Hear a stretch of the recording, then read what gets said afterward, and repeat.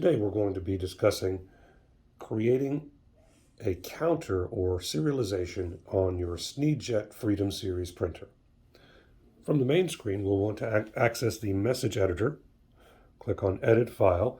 That's going to bring up our objects to populate with, such as text, time, counter, image, QR code, barcode, or DM code. For these purposes, we're going to be talking about the counter. So we'll simply just touch counter. That's going to put an object here that we now will have the necessary parameters here. We can choose our font. The default is Simsun. We have a selection of other fonts to be able to choose from. We'll stick with the default there. Our size currently is at 140. Simply by holding there, we can increase the size and you can see it change on the screen. We can bold or underline our counter just to draw attention to it. We also have the ability to adjust the number of characters. Currently we have 6-bit. If we only wanted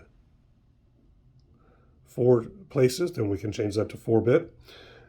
Interval, that's the spacing between the characters. We have our counter. We can select counter 1 or counter 2, and we'll talk about those here in just a second. And then we have the ability to select your decimal, which is how you would like that to be displayed. Last but not least, we're going to go ahead and save this. And we will call this count. Click OK. Now we're going to load this file. As you can see, it's now in our print preview area. So we know this is the file we're working with. This is the counter in there. If you remember, it was set to counter 1. If we click on counter settings, that's going to take us to our counter menu. We've got counter 1 and counter 2. They both have their own independent variables, such as the current value, the value that's to be printed next, the step value, how you would like the count to increment or go up, and which would be currently as 1, 1, 2, 3, 4. If we change this to 2, it would go 2, 4, 6, 8.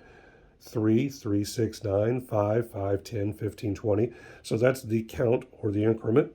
We have your initial value, so where you want it to start from if the counter starts over, and the end value where you would like it to stop counting.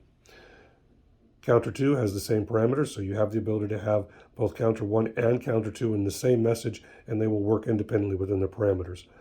Lastly, on the menu is our print count.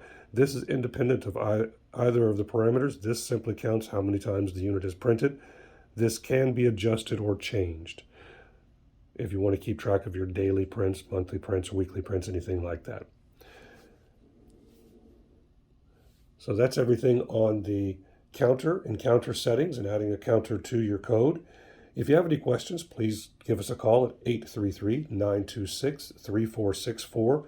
Thank you for using SNEED Coding Solutions.